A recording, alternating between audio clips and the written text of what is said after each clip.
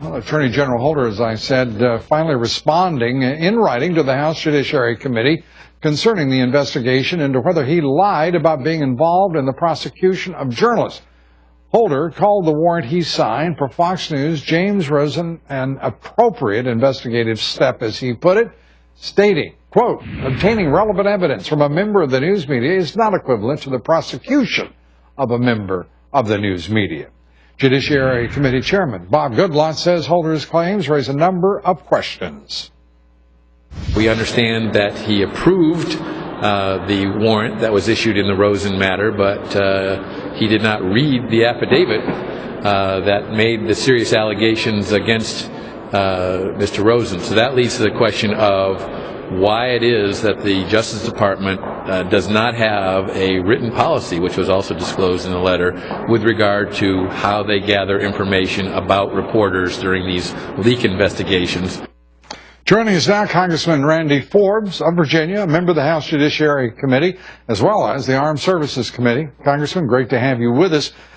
Are you satisfied with what you know of the Attorney General's response? Not Lou. I was in the room when he was asked the question. He's the chief law enforcement officer of the country, and we expect him to be transparent and honest with the American people.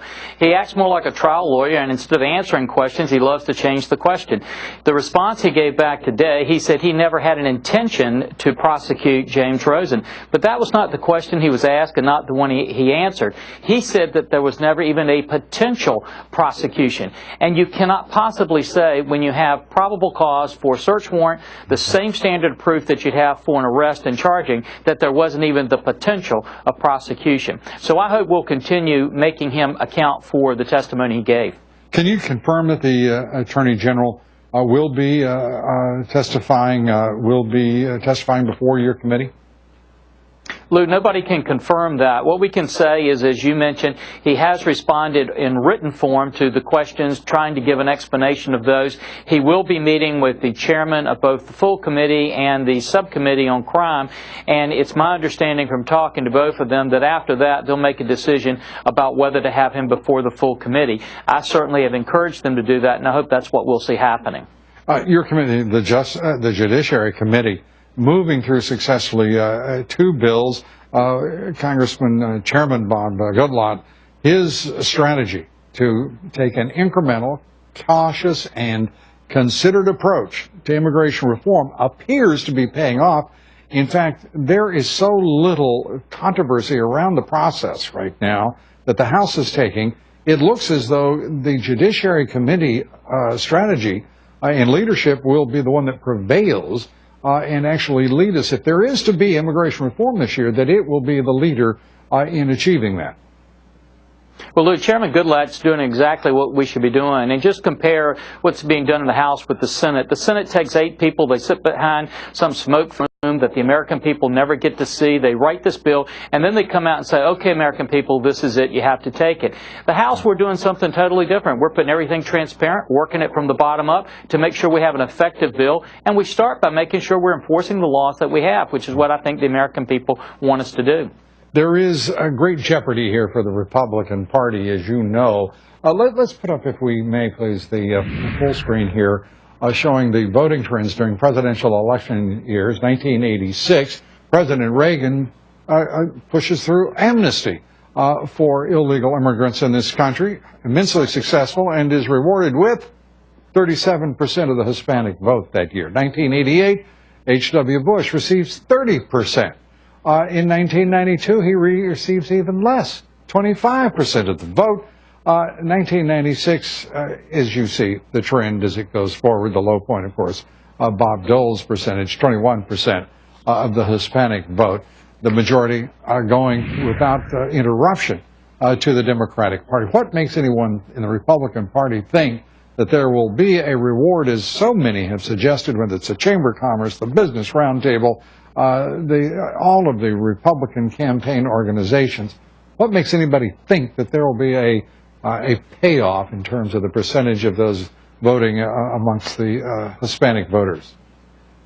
Well, Lou, first of all, it's a myth. I don't think it will be. But the second thing, and this is really a core issue, most of us get into government because we really want to do what's right for the country. And we've got to start asking those questions. And American people don't want us governed by focus groups or who's going to get what kind of payoff. They want us doing what we think is right for the country. And what's right for the country is not this Senate bill, which is going to only deal with 25% of the illegal immigration. 75% of it will still be going strong. It is to enforce the laws we have and also bring back a basic principle in this country that we're going to enforce the rule of law. That's what made our country great. We'll continue to make it great. And so I hope ultimately our party will do what's right for the country, not what some focus group or some political organization tells us they think is the best thing to do.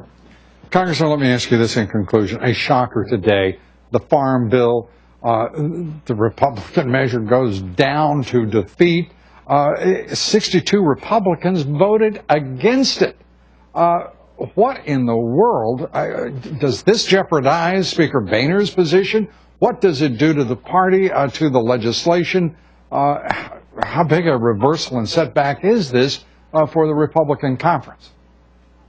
I don't think it hurts the Speaker. I think the Chairman Lucas did a wonderful job. Everybody acknowledged in trying to be bipartisan and work with Democrats and Republicans. At the end of the day, the Democrats cut him loose, didn't support that bipartisan effort. But at the same time, Lou, what we have is we've got a number of people in our caucus that if you cut $18 billion, they're not happy unless you cut $19 billion. If you cut $19 billion, they're not going to vote until you cut 20. I think we're going to have to regroup, come back. I think we'll get a farm bill that we bring back to the floor and hopefully get passed. You mentioned the Democrats, but by my math, 62 Republicans could have turned the day, certainly, and not all of them required to pass the measure. What's the deal with the Republican Party? There's no question that we should have had better support with our conference. I think we'll probably go back and meet about that next week. I think it was a shock to everybody, and I think we thought we had those votes. It turned out we didn't, but we're going to regroup and hopefully bring a farm bill back because it's important for our farmers around the country, Lou. And some people are calling it the food stamp bill because most of the money's for food stamps. No question, Lou, if we could have our wish, we'd love to separate that bill and actually have a bill that really deals with farming and helps farming and deal with the food stamps and the other programs separately. We just can't get that done. The Senate would never go along with that. But that would be my preference if we could get that done. Congressman, good to have you with us. Much luck. Thanks, Lou. Always great to be with you. Up next.